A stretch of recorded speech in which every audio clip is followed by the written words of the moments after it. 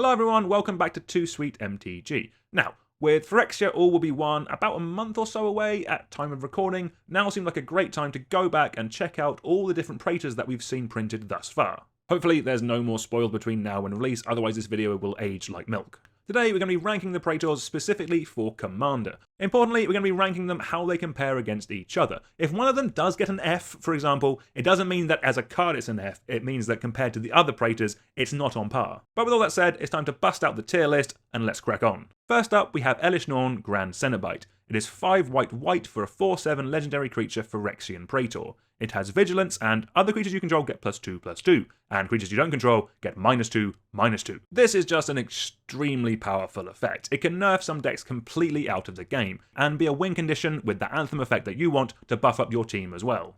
It will win you games if you're ahead, and catches you up by shrinking your opponent's stuff if you are behind. A 4/7 Vigilant body on a board of shrunk opponent's creatures is also going to be really strong. It is 7 mana, which to me stops it from being the topmost echelon, but the impact that this has on a game of Magic is just immense. So for me, that makes it an easy A. Let's take Elesh Norn, first Elesh Norn, stick it in the A. So next up we have Jin-Gitaxias Core Ogre. It is 8 blue for a 5/4 legendary creature Phyrexian Praetor. It has Flash, and at the beginning of your end step, draw 7 cards, and each opponent's maximum hand size is reduced by 7. So, Jin-Gitaxias. Drawing 7 cards is always going to be good. We are a bit greedy as Magic players, we do like drawing 7. When you draw 7, it also gives you other ways of protecting it, maybe with some counter magic, that kind of thing, or finds you your way of actually winning the game. Nerfing your opponent's hand so they have less ways of interacting with you is also going to be good. That is, of course, if they don't have any other ways of affecting their own hand size, with things like a Reliquary Tower. That part, as a package, all good. We like that. Let's talk about the downsides of this card. Firstly, it is 10 mana. It also is only a 5/4, so does die to so much more things than something like the Elesh Norn that we just looked at.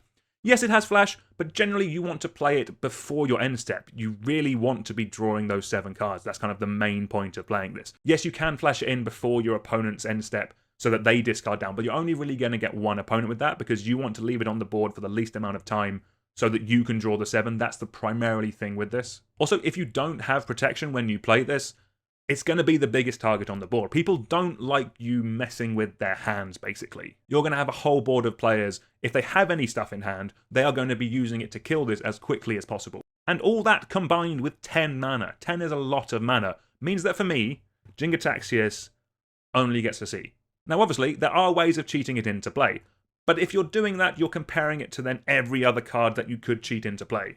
And then I don't think it comes out super favourably either, especially even compared to some of the other Praetors that we're going to be looking at. I think C is fair. I think C is fair for Jin-Gitaxias. Next up, we have Shieldred the Whispering One. It is 5 black for a 6/6 legendary creature, Phyrexian Praetor. Shocking, I know. It has Swamp Walk, and at the beginning of your upkeep, return target creature card from your graveyard to the battlefield, as well as at the beginning of each opponent's upkeep, that player sacrifices a creature. So, good parts first. We like a 6/6 Swamp Walk. That will come up more often than you think as ways of pushing damage through. Also, it being a repeatable way of recurring more big creatures from your bin is just going to be very good. And also taking out your opponent's worst creature will be relevant. While that's not great against token decks, it will do a lot of work a lot of the time. So, bad points, I guess. Firstly, you do have to untap to get that creature back. It's on your upkeep, you don't get it at end of turn. That is a real cost. Then also giving your opponents the choice of what they sack is not as great as actually destroying something, obviously because it just means they can just throw away their worst creature. Preferably, you want to be getting something good with what they sacrifice. If they're just getting rid of a sapling token, you're not going to feel great about that.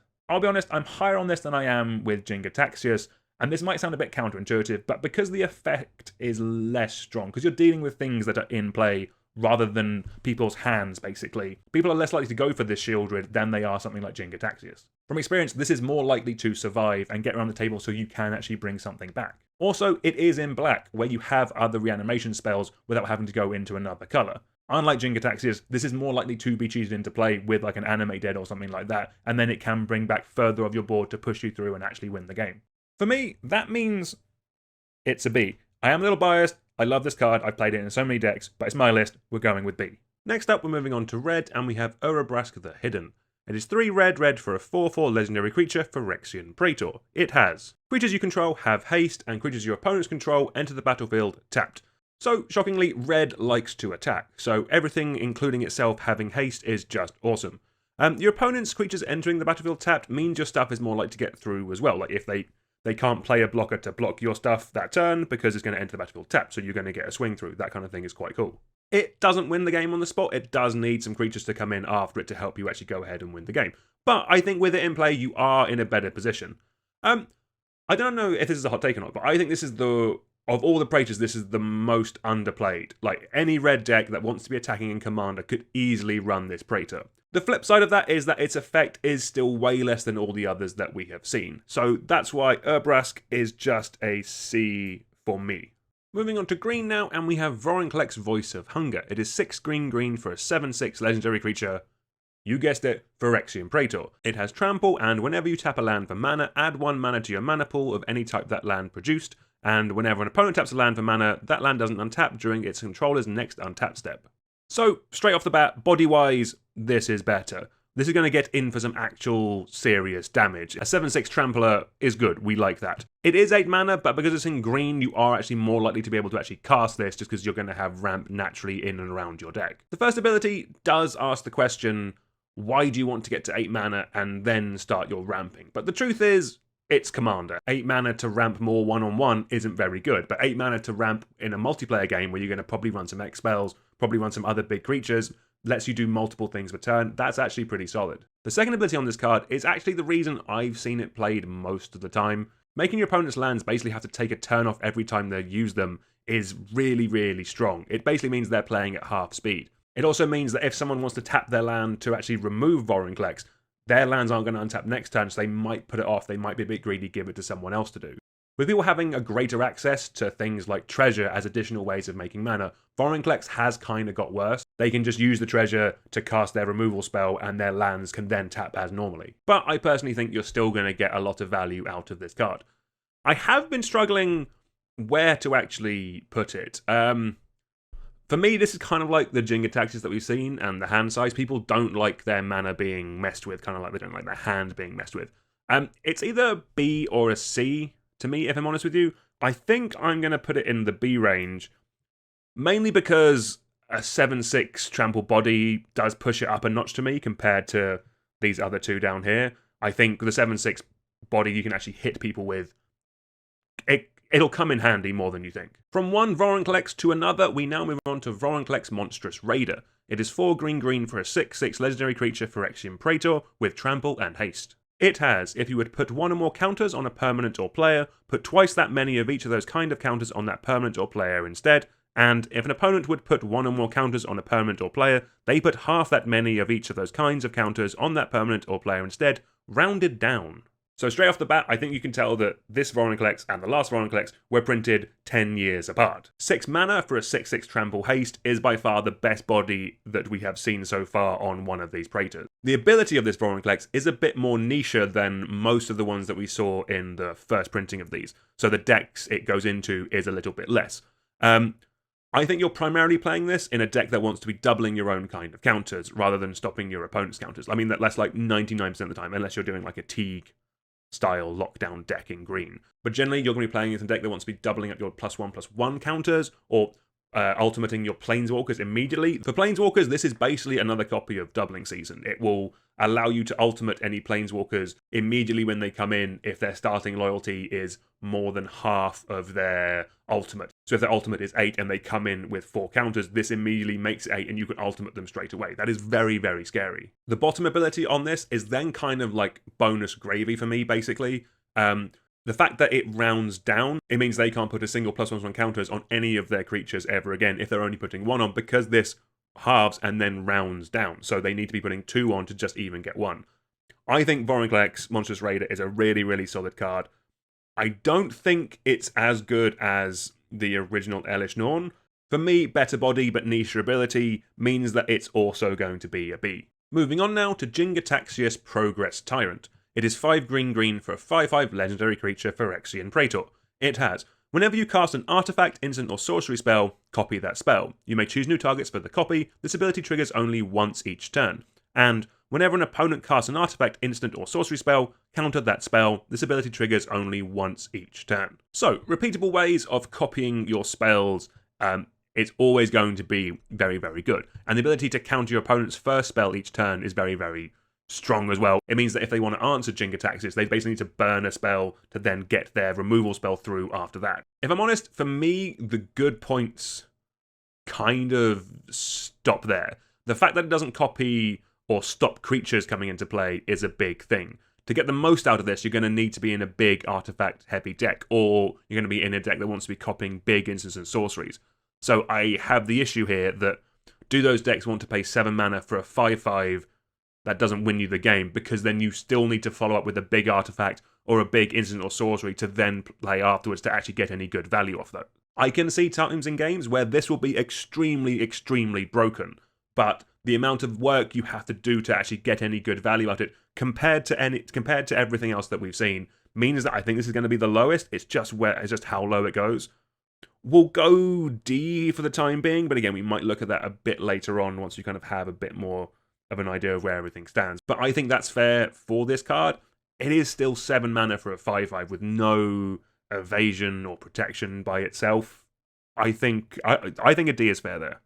Okay, we are moving on to Urabrask Heretic Praetor. It is 3 red for a 4/4 legendary creature, Phyrexian Praetor. With haste, and at the beginning of your upkeep, exile the top card of your library. You may play it this turn. As well as at the beginning of each opponent's upkeep, the next time they would draw a card this turn, instead they exile a top card of their library, and they may play it this turn. So, I actually don't mind this card, but I mainly played this one-on-one. I do like the fact that this gives you card advantage. The card that you exile off the top and you get to play each turn is a version of like a Phyrexian Arena in red, which isn't really an effect you get that often. So having access to some extra card draw is pretty nice. The ability to muck your opponent's draws is also quite nice. It means that also everyone sees the spell, because it's exiled face up. It means everyone will see the spell that they've exiled, and they only have that turn to play it. If they don't play it that turn, they then lose it for the rest of the game. That is the same for you as well, but in theory, if you're running this, you're in a red deck that wants the access to the card draw and doesn't mind losing the card. You've been able to build your deck around it. Your opponents won't be able to make as much advantage of this as you will. After that, the card gets a bit harder for me to kind of defend. 5 mana for a 4/4 haste is not setting the world on fire. It's a good value engine, but comparing it to every other Praetor we've seen so far, it's going to be one of the lowest. I would play this card over the previous Jin-Gitaxias, but I don't think it's better. So I'm going to put it in the D range for now. Maybe one of these two will drop down as we get a bit further on. So, next up we have Shieldred the Apocalypse. It is 2 black for a 4/5 legendary creature Phyrexian Praetor. It has Death Touch, and whenever you draw a card, you gain 2 life, and whenever an opponent draws a card, they lose 2 life. So, I'll be completely honest, when I first read that ability, kind of the whole package, I thought, okay, that's good, that's annoying, not too bad. I was immensely wrong. This card is phenomenal. You don't have to run it in decks with like wheels and draw 7s for it to be good. It is obviously very, very, very good in those decks with things like Nekasar. It fits in that perfectly, or it can you can have a whole deck built around it in mono black as well. Like turning a Windfall into 14 damage to each opponent is just insane, and you gaining 14 life, that is immense. But you don't need that for this card to be good. Everyone draws a card at the start of their turn. Everyone plays more card draw on top of that. This will just chip away at your opponents over the course of a game for so much life, and it will also be gaining you life as well to kind of keep you in the game as well. Next time you see one of these in play, just keep a mental note of the life swing difference that this one card is doing without any other additional spells. Just each turn, you're going to be gaining 2, each opponent is losing 2. Whenever they draw a card, it happens again. Just the amount of life that will change because of this card is unbelievable. And on top of that, it is also 4 mana for a 4/5 Death Touch, so it smashes the vanilla test with flying colours. This is just an immense card for me. How immense? In terms of our Praetors, this is the part. I'm leaning, it's going high, I'm leaning towards A with this. The reason for that is I think it's better than the Roaring Klexes and the original Shieldred, just because of the impact it'll have on the board. It's also cheaper and it'll come down earlier. I'm not going to put it higher than this Elish Norn, just because this Elish Norn, the original Elish Norn, can just win you the game on the spot the turn it comes down. I think that is big. So, still a strong card. We're going to go with A.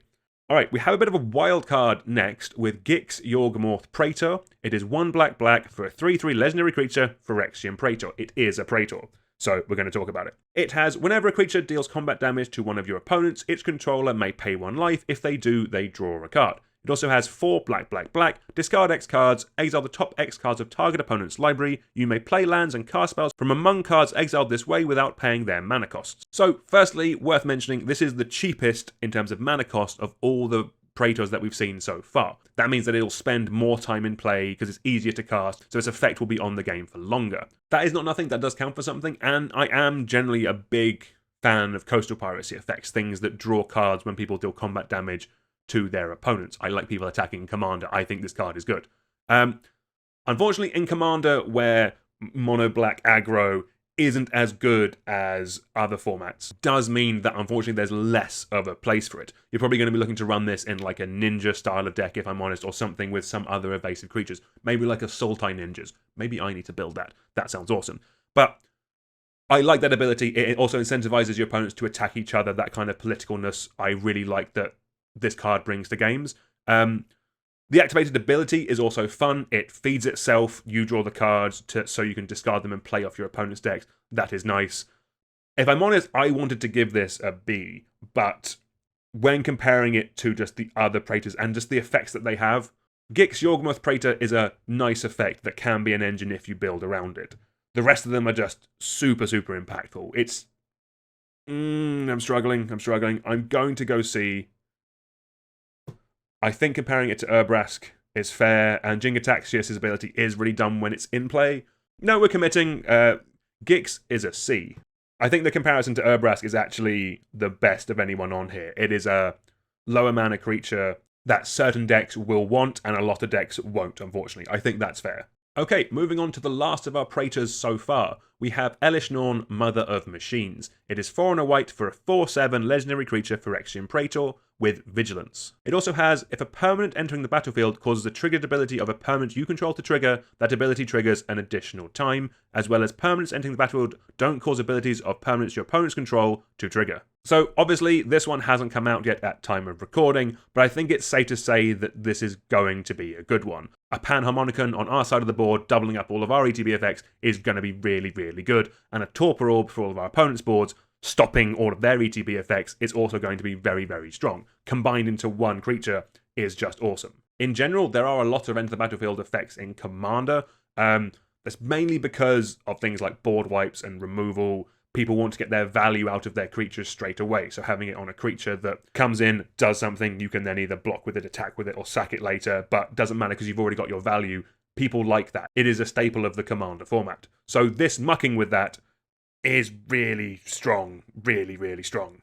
Also, 5 mana for a 4/7 Vigilance body is just really, really good. It's only 1 white pip. That is so unbelievably splashable. Any kind of blink deck, like Bant Blink with this, that is going to be unbelievably strong. There has been talk about this being banned in Commander.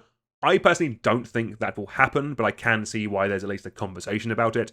The Praetors generally give you a good effect and then stop your opponents having that effect, or kind of they do the flip of it, if that makes sense. Like they'll draw you cards, stop your opponents drawing cards, they'll give you mana, stop your opponents having mana. This gives you more ETB effects and it stops your opponents from having ETB effects, that kind of thing. But in terms of how miserable they are to play against, I personally think the abilities on the original Jingataxius and Vorinclex are actually worse to play against. Okay, this stops your opponent's Muldrifter from drawing them cards when they come in, but they still have it in their hand and they're still able to actually cast it with Elishnorn in play. If I'm honest, I think the main reason why the conversation about banning is actually happening is because of how easy this is to cast. For those other Praetors, the ability to reduce people's hand size was on a 10 mana spell. The ability to stop people's lands untapping was on a 8 mana spell.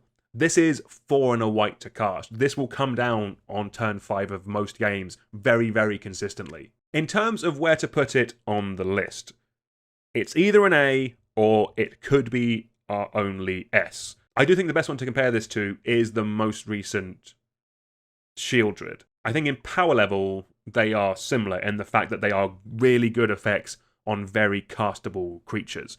I'm going to put it as an S. Screw it, we'll build some hype. Woo! For the new set. But I'm going to put it in S. I think my reason for that is this is so strong as your engine piece. Like, original Elishnorn is an A for me because it wins you the game. New Shieldred is an A for me because of just the value you get off of it over the course of the game, and it comes down cheaply. I think New Elish Norn is a mix of the two. Yes, it's not going to win you the game by itself, but it's going to put you in such a strong position because your opponents won't have as many ways of answering your board, as all their ETB effects are turned off, all their utility creatures like Rex Sage is being turned off. There's just so many things that it kind of screws up your opponent, and then it'll double up all of your good ETB effects so you can win the game. It just puts you in such a strong position that, yeah, screw it. We're going with Elish Norn, New Elish Norn as an S. So there we have the list. I'm pretty happy with that, if I'm honest with you. I think that's pretty solid. I think there's definitely some conversations where maybe some should be higher, some should be lower, but that's always how this works. I think that's pretty solid, and yeah, I'm happy with that. So, thank you very much for watching, everyone. If I'm honest, I would not be surprised if we saw another couple of Praetors over the next few sets. We haven't actually heard what the Commander decks for this year are going to be, or even when they're coming out. So I wouldn't be surprised if maybe we saw some new Praetors in those. So if we do, maybe we'll get a part 2. Do let me know down in the comments if you agree with my tier list. What do you think? What do you think should be higher? What do you think should be lower? Let me know. I will check it out. But until next time, please like, share, and subscribe, and I'll see you all soon. Goodbye.